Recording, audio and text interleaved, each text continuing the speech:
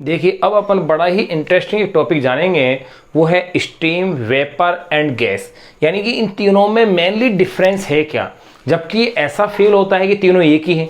भाई कई लोग गैस, वेपर और स्टीम यानी भाप, इनको एक ही मान लेते हैं, जबकि इनमें क्या भिन्नता है इस चीज को अपन समझेंगे। तो अपना जो टॉपिक स्टार्ट हो रहा है वो है स्टीम यानी कि भाप वर्सेस वेपर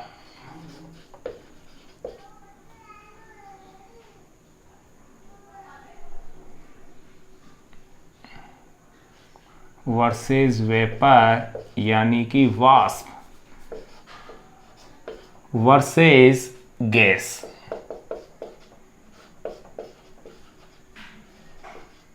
इन तीनों को अपन जानेंगे, इनमें मुख्य रूप से क्या डिफरेंस है। यानी कि स्टीम यानी कि भाप। अब देखिएगा, सबसे पहले अपन स्टीम और वेपर में डिफरेंट देख लें कि स्टीम में और वेपर में क्या डिफरेंस है। तो सबसे पहले आप देखें भाप या स्टीम, और यहां ले लेते हैं अपन वेपर यानी कि वाष्प। अब देखिए इनमें मुख्य रूप से क्या अंतर है, विशेष ध्यान रखने का है। नंबर 1, पहला डिफरेंस देखें तो अपन कह सकते हैं कि भाप एक तरह से सिंपली जल वाष्प है। भाप एक तरह से क्या है, एक सिंपल क्या है, जल वाष्प है। जबकि अपन वेपर या वाष्प के लिए कह सकते हैं कि it is a gaseous state of any substance. किसी भी पदार्थ की गैसीय अवस्था है वाष्प, किसी भी पदार्थ की हो सकती है, फिर चाहे वो ईथर की हो, एल्कोहल की हो, पेट्रोल की हो, डीजल की हो, किसी भी पदार्थ की गैसीय अवस्था है वो क्या हो सकती है, वाष्प हो सकती है। तो पहला पॉइंट अपन ये कह सकते हैं, यह एक सिंपल जल वाष्प है। भाप के लिए कह सकते हैं यह एक जल वाष्प है। यानी जल की जो वाष्प है एक्चुअली वही क्या है, भाप है। उसे अपन क्या कहते हैं, वेपर कहते हैं। और अगर अपन बात करें तो ये कह सकते हैं किसी भी पदार्थ की गैसीय अवस्था,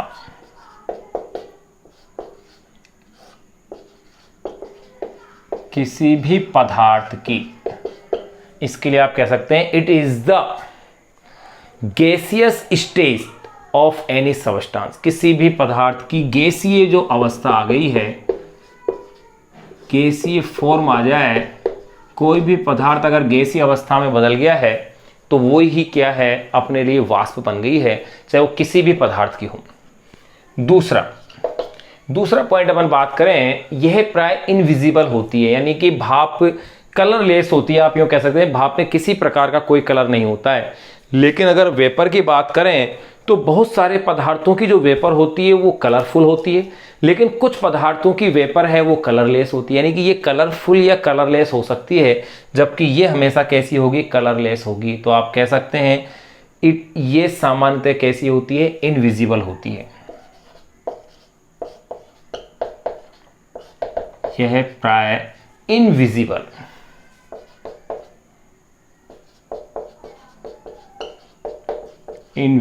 होती है। ये सामान्यतः कैसी होती है, अदृश्य होती है। यह प्राय इनविजिबल होती है। इसके लिए अपन क्या कह सकते हैं, कुछ पदार्थ की वाष्प रंगीन होती है और कुछ की क्या होती है, बिना रंग की होती है, यानी रंगहीन होती है। तो आप कह सकते हैं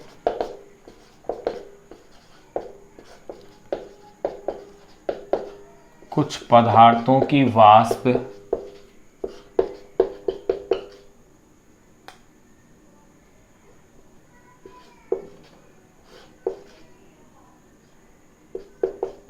रंगीन होती है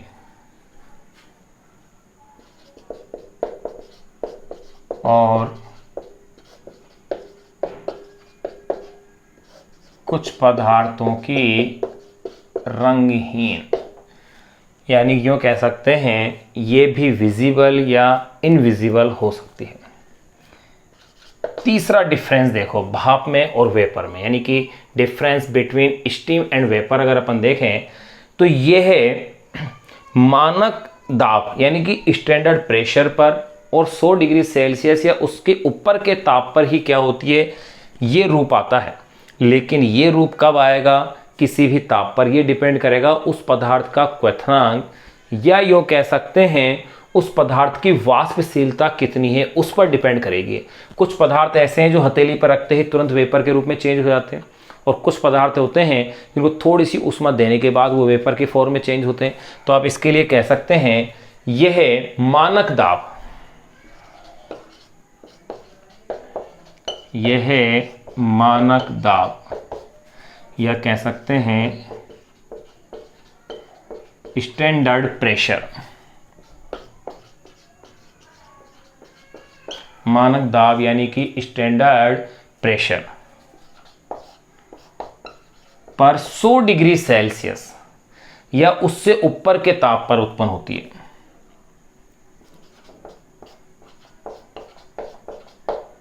या उससे ऊपर के ताप पर उत्पन्न होती है। 100 डिग्री सेल्सियस या उसके ऊपर के ताप पर क्या होती है, ये उत्पन्न होती है। और अगर वेपर की अपन बात करें तो ये पदार्थ की वाष्पशीलता और जो बॉइलिंग पॉइंट यानी क्वथनांक है उस पर निर्भर करती है।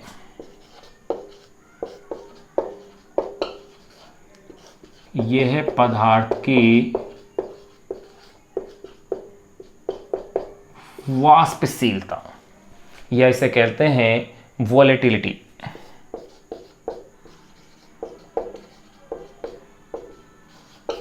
यह पदार्थ की वाष्पशीलता यानी कि वोलेटिलिटी वे बॉइलिंग पॉइंट, या कह सकते हैं आप क्वथनांक,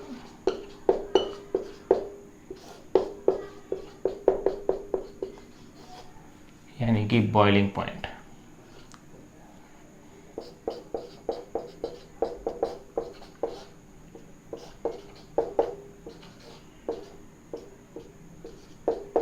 पर निर्भर करती है। देखिए 3 डिफरेंस देख लिए। यह एक जलवाष्प है, यानी कि जो वाटर वेपर है एक्चुअल में वही क्या है, स्टीम है अपने पास, जबकि ये किसी भी पदार्थ की गैसीय अवस्था हो सकती है।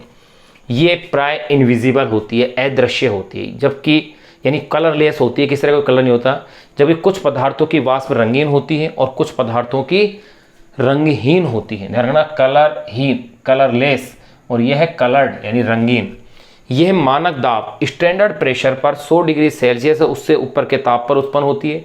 ये पदार्थ की वाष्पशीलता यानी कि वोलेटिलिटी और क्वथनांक यानी कि बॉइलिंग पॉइंट पर क्या करती है, निर्भर करती है, वोलेटिलिटी पर निर्भर करती है।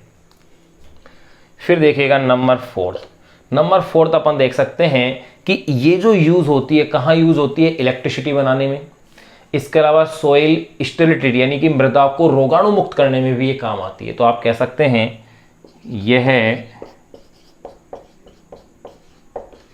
इलेक्ट्रिसिटी यानी कि विद्युत। आपको पता है कि भाप से टरबाइन घुमाया जाता है। ये विद्युत उत्पादन यानी इलेक्ट्रिसिटी प्रोडक्शन करने में, यह विद्युत उत्पादन कोमा अपन कह सकते हैं soil sterilization, soil sterilization, soil sterilization, sorry soil sterilization,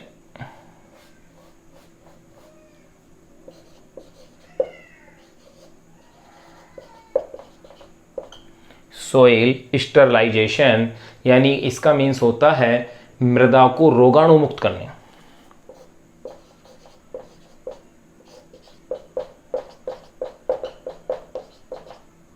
मृदा को रोगाणु मुक्त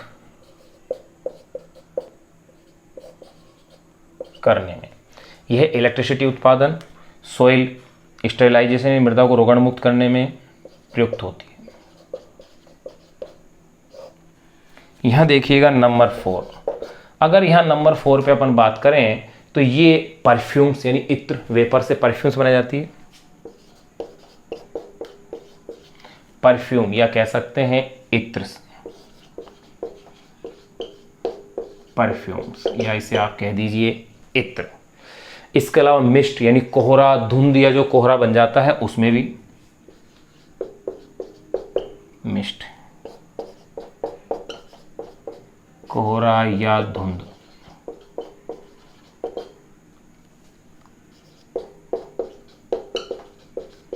के निर्माण में वेपर काम आती है। कोहरा या धुंध के निर्माण में, या कह सकते हैं मिस्ट के, ये परफ्यूम में भी काम आती है, किसी भी पदार्थ की हो। एक डिफरेंस और आप देख सकते हैं, एक डिफरेंस अपन ये देख सकते हैं कि ये नॉन फ्लेमेबल होती है, यानी कि ज्वलनशील नहीं होती है। ये है नॉन फ्लेमेबल होती है। ध्यान रहे, भाप जो स्टीम होती है कभी भी ज्वलनशील नहीं होती है। ज्वलनशील से तात्पर्य ये नहीं कि जलन पैदा नहीं करती है। हाथ पे भाप लगती है, जलन तो पैदा करती है गुप्त ऊष्मा की वजह से। ज्वलनशील से मतलब है अन्य वस्तुओं को जलाने में ये सहायक नहीं है, यानी इसके संपर्क में आकर के वस्तुएं जल जाएं। नॉन फ्लेमेबल है। जबकि वेपर के लिए अपन ये कह सकते हैं, अगर किसी ज्वलनशील पदार्थ की वेपर बन रही है, पेट्रोल की अगर वेपर है तो वो वेपर आग लगाने में सहायक होगी, यानी कि वो फ्लेमेबल होगी। और कुछ पदार्थों की वेपर जो कि नॉन फ्लेमेबल सबस्टांस हैं, उनकी वेपर भी नॉन फ्लेमेबल होगी। तो इसके लिए कह सकते हैं कि फ्लेमेबल सबस्टांस की वेपर कैसी होगी, फ्लेमेबल होती है।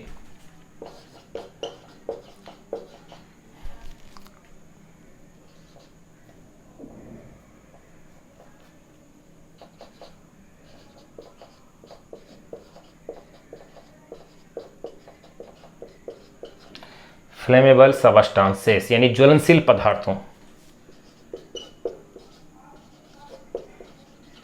की वेपर फ्लेमेबल होती है। ये लीजिए, तो यहां अपन ने एक बड़ा ही इंपॉर्टेंट एक डिफरेंस कर लिया है कि भाप और वाष्प में क्या अंतर है, जो कि बहुत ही माइनर डिफरेंस के रूप में शो आता है। तो ये आपको स्पेशली ध्यान रखना है। देखिएगा, पहला डिफरेंस ये है कि जल वाष्प है, भाप के लिए कह सकते हैं, यानी कि एज ए वापर की फॉर्म, यानी वेपर की फॉर्म हो गई। अगर जल की वाष्प बनती है तो वही वास्तव में क्या है, भाप है अपने लिए। किसी भी पदार्थ की गैसीय अवस्था होती है, यानी कि जल की जो गैसीय अवस्था है वही क्या है, भाप है। यह प्राय इनविजिबल होती है, जबकि कुछ पदार्थों की वाष्प रंगीन होती है और कुछ पदार्थों की रंगहीन होती है। यह मानक दाब पर 100 डिग्री सेल्सियस या उससे ऊपर के ताप पर उत्पन्न होती है। यह पदार्थ की वाष्पशीलता यानी कि वोलेटिलिटी वे क्वथनांक यानी कि बॉइलिंग पॉइंट पर क्या होती है, निर्भर करती है, यानी उस पर ही उत्पन्न होती है, कह सकते हैं उस पर निर्भर करती है, यूं आप कह सकते हैं। इसमें देखिएगा, यह है इलेक्ट्रिसिटी उत्पादन, सोइल स्टरलाइजेशन यानी मृदा को रोगाणु मुक्त करने में प्रयुक्त होती है।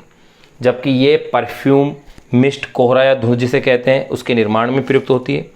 यह नॉन फ्लेमेबल होती है, जबकि ये फ्लेमेबल यानी ये ज्वलनशील नहीं है, ये ज्वलनशील होती है कि वेपर यानी कि फ्लेमेबल सबस्टांस की वेपर कैसी होगी, फ्लेमेबल होगी। एक बार आप इसे नोट कीजिएगा। अब इसके बाद फिर अगर नेक्स्ट जो अपन डिफरेंस देखेंगे वो देखेंगे वाष्प और गैस में क्या अंतर है। अपन ने भाप और वाष्प में तो अंतर देख लिया है, एक बार आप इसे नोट कीजिए एज इट ऐसे कैसे।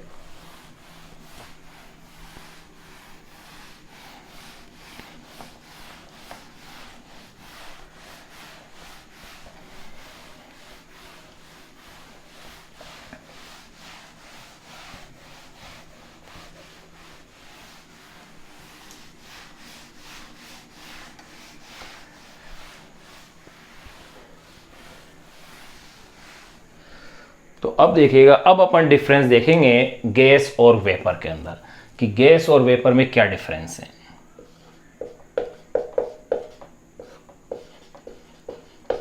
गैस, और यहां ले लीजिएगा आप वाष्प, वेपर। अब देखिएगा इनमें क्या डिफरेंस अपने पास आता है। नंबर 1, पहली बात, गैस होती क्या है, वे पदार्थ जो एनटीपी पर, एनटीपी हमारा normal temperature and pressure, NTP normal temperature and pressure पर हमेशा क्या रहे, गैसीय अवस्था में रहे। जो पदार्थ वही क्या है, गैस है। लेकिन जो पदार्थ एनटीपी पर ठोस या द्रव की अवस्था में होते हैं और गर्म करने पर गैसीय अवस्था ग्रहण कर लेते हैं वो क्या है, वाष्प है। तो देखो अपन क्या कह सकते हैं, वे पदार्थ जो एनटीपी पर सदैव गैसीय अवस्था में होते हैं,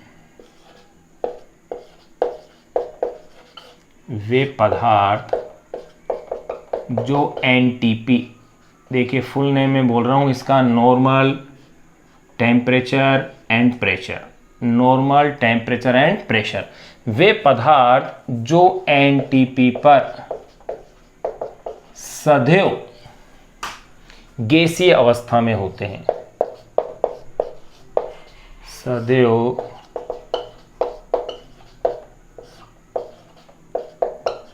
गैसीय अवस्था में होते हैं। यहां अगर अपन बात करें तो यहां अपन क्या कह सकते हैं, ये एनटीपी पर ठोस या द्रव अवस्था में होते हैं।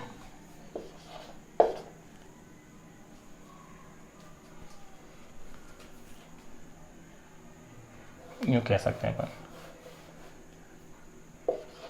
यूं कहते हैं, ये एनटीपी पर सदैव गैसीय अवस्था में होते हैं।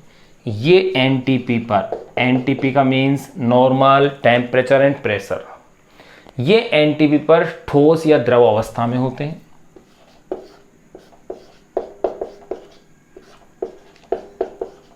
ठोस या द्रव अवस्था,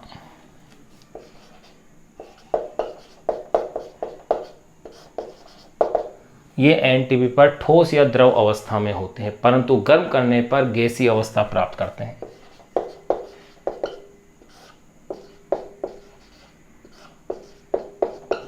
परंतु गर्म करने पर गैसीय अवस्था पाते हैं।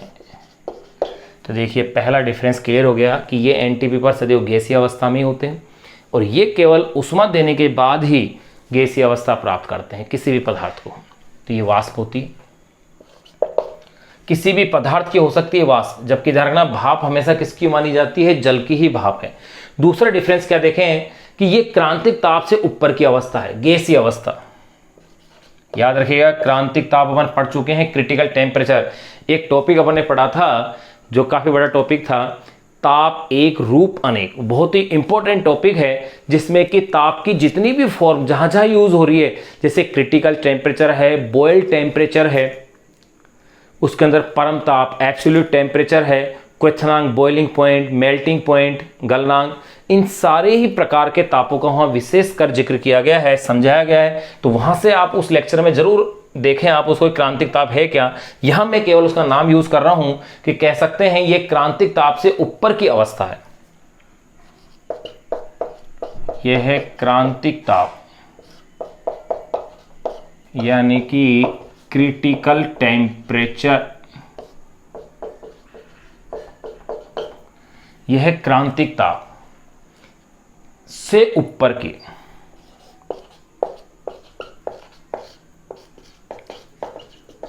से ऊपर की अवस्था है।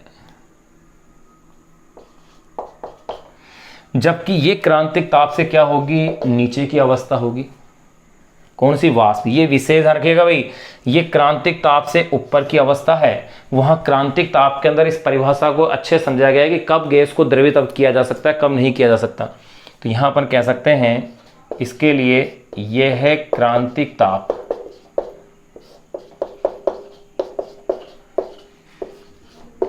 ताप से नीचे की,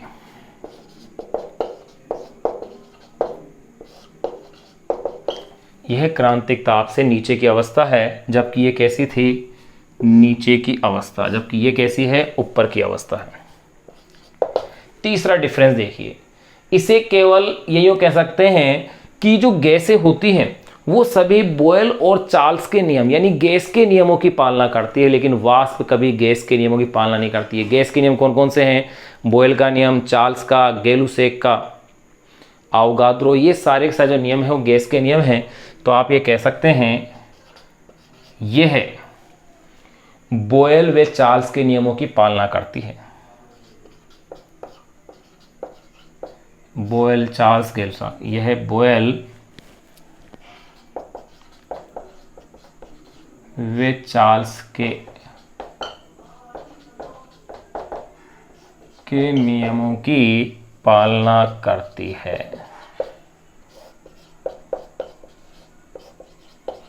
ध्यान कीजिएगा, अपन ने टाइप्स ऑफ थर्मामीटर पढ़े थे। थर्मामीटर के टाइप्स जो थे यानी तापमापी के प्रकार, वहाँ तापमापी के प्रकारों में कुछ विशेष तापमापी और पढ़े थे अपन ने।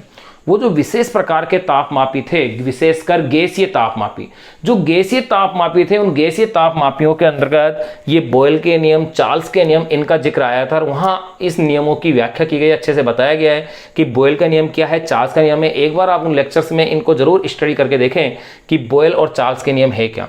तो मैंने यहाँ बता दिया है, ये बॉयल व चार्ल्स के नियमों की पालना करती है और यहाँ कह सकते हैं कि ये बॉयल के नियमों की पालना नहीं करती हैं। यह है बॉयल व चार्ल्स।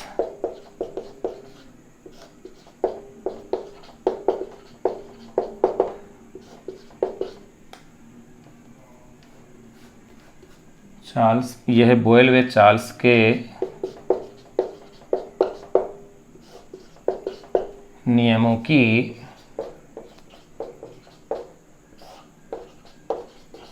पालना नहीं करती है, जबकि ये पालना करती है।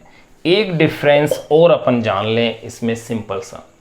आप कह सकते हैं इसे केवल दाब बढ़ाकर द्रवित नहीं कर सकते गैस को, इसे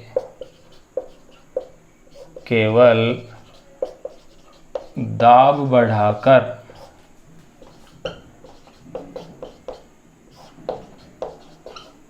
द्रवित नहीं कर सकते, ये इसके लिए कहा जा सकता है।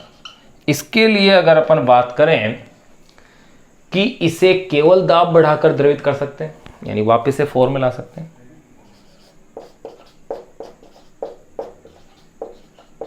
इसे केवल दाब बढ़ाकर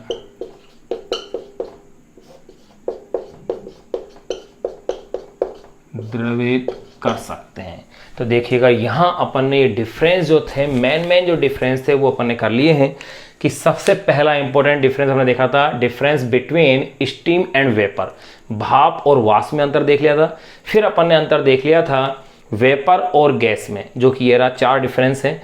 ये एनटीपी पर सदैव गैसीय अवस्था में होते हैं, ये एनटीपी पर ठोस या द्रव अवस्था में होते हैं, परंतु गर्म करने पर गैसीय अवस्था पाते हैं। ये क्रांतिक ताप से ऊपर की अवस्था है, ध्यान रखिएगा। क्रांतिक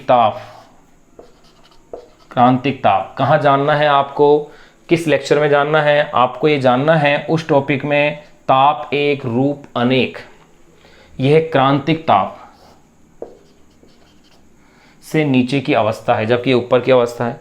ये बॉयल व चार्ल्स के नियमों की पालना करती है। बॉयल और चार्ल्स के नियम जो अपन ने गैसीय तापमापी जो पढ़े थे, गैसीय थर्मामीटर जो पढ़े थे, उन गैसीय तापमापियों के अंदर बॉयल और चार्ल्स के नियम हैं।